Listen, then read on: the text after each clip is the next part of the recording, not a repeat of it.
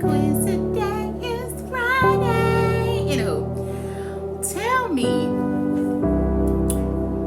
when you ask for something and God let it be a delusion of what you want because you done made that thing an idolatry, and He give you over to a strong delusion that you think that thing is gonna solve your problems, gonna get you out your problems, gonna make you feel better, gonna fill the void you're looking for, that you're trying to fill, from the brokenness, from the you having more money. You think you're gonna have more peace, you think you're gonna be more efficient, you think if you get married you're gonna have all these good things, you have children, you're gonna have all these good things, you have a business. He give it over to you.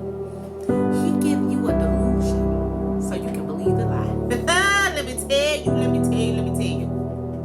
Second, the Thessalonians 2:11, the NIV version. For this reason, God sends them a powerful delusion so they will believe the lie. The New Living Translation. So God will cause them to be greatly deceived and they will believe their own lies. So I'm gonna give you an example. I asked the Lord for employment, a job that I wanted since I was 18. I promise you, I wanted this job so bad. I had my whole mindset how my life was gonna go. I had a delusion. I'm telling you, Bill, give you over to a delusional. When you put something above Him, it was idolatry. I'm telling Lord, oh yeah, I'm 18. I'm gonna work for this company. I'm gonna retire. I'm gonna have this. But I was looking at my sibling because they worked at the company. They was older than me. They had all this stuff, and I was sitting there. I was covenanted like, oh, this is gonna be great. So I'm looking at the outer picture. I'm looking at the inner because I ain't even seeing what's behind the curtain that they got. You know what I'm saying? But see, I wanted it. I thought that if I have this job, I'm gonna be up there, honey. Because everybody work here. Somebody work here. They got the benefits. You say this name of this company because it's a multi-million company, a $1 billion company. Everybody like, ooh, you work there. You got some money. So I thought I just wanted to work there. Let me tell you the delusion that came with it. So I was temp for a while. So when I was a temp, cause see, I like to help. So I like to serve. So I was like, oh, they do volunteer. That's all I've been doing. You know, most of the jobs I had was to serve, non-profits. I help. I was like, oh yeah. God wouldn't let me stay on the job for a long period of time because He needed me to pour and seed them to my child. He needed me to help people with the community. I didn't have money, but guess what? I had the peace of God at that time. But I didn't know, but at the time I still was wanting these things. I was seeing them doing all this thing. They was helping people. I was like, this is my alley. Okay, I'm gonna make money. Everybody love this company in this city. Oh my goodness, I got it good. I got it great. I got this. So guess what happened? I worked hard. I was a temp for a while. And the Lord gave it to me. Then I got hired for more money than the initial award letter. And guess what happened, y'all? Everything started changing. I no longer could serve anymore. I no longer could get volunteer. I had to work more hours. I was pulling all the weight. Everybody, oh yeah, you're so nice. And you know, I was pulling the weight, and everybody was depending on me to meet the numbers because everybody else was slacking. Because that's because I serve and I make sure anything that I do is gonna be awesome because God put it in me that part. So that part, I'm just like, oh, I want this job. But guess what? Now I got it. I don't want it. I'm a server. I like to talk about Jesus. I like to help people. I like this. It's in me. He put it in me. I don't know what it is. I just love it. I love it. I love the peace. But right now, I don't have no peace, y'all. When I tell you, I want to give it back. I want to give it back. I want to go shake some fries right about now. I'm telling you. But I thank you, Lord, for the blessing. But until you move me, I'm still trying to figure out why I'm still here. I'm still pouring into people. I gave a whole word the other day, and I'm like, Lord, I don't think, I'm telling God, I'm sitting here trying to negotiate. I know, Lord, you got me here for a reason, and I met some people you needed me to sow into the word and whatever you needed me to do. But can I lead, please? When can I lead? So this is a lesson to you.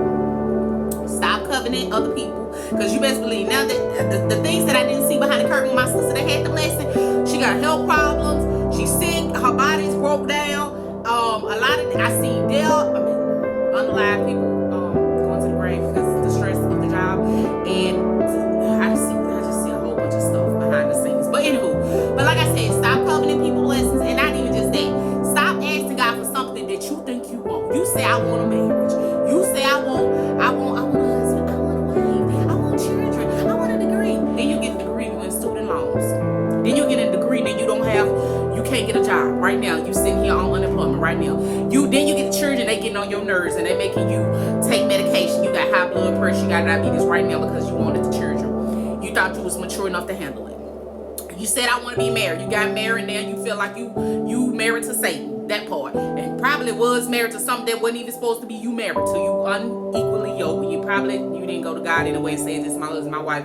You just looked at the picture and everybody got a wedding dress on. They like, here comes the bride outlet. You looking out like, oh, they dancing, they doing the chauffeur, they doing the outlet, they doing the candy dance. Yeah, you thought it was gonna look good on you. You thought that was gonna be your life. You thought y'all was gonna have good times. You thought this was one of those shows on TV, that this was gonna be the marriage that you have. But your marriage started looking like,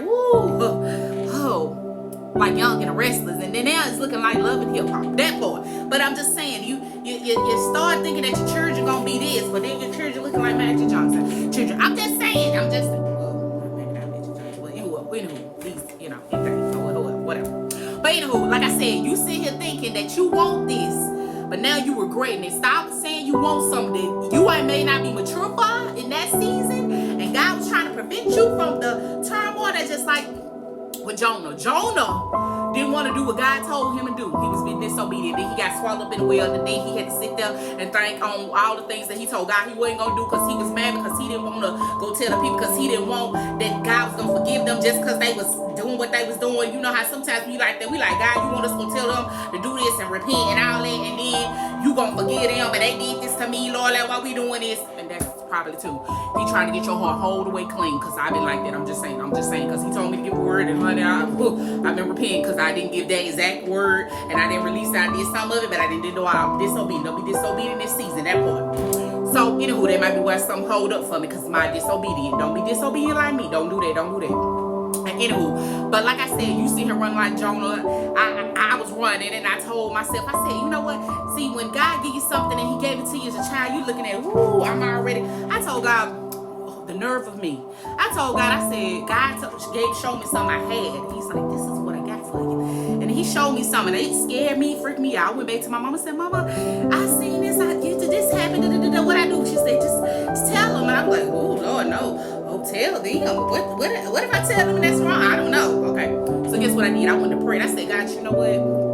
I know that, I'm not normal like everybody else. I'm already having a hard time in my life, and this ain't looking right. I'm not normal. I don't feel normal. So whatever this gift you got, you can take that on back because I don't want it. I'm cool. I'm good. I want to be normal. Let me be that. So guess what he did? He turned the volume down. He made me think I didn't have the gift. Oh yeah. And he kept letting me go and run my head into the wall. That boy. He let me keep on being like Jonah until I got swallowed up in the wheel.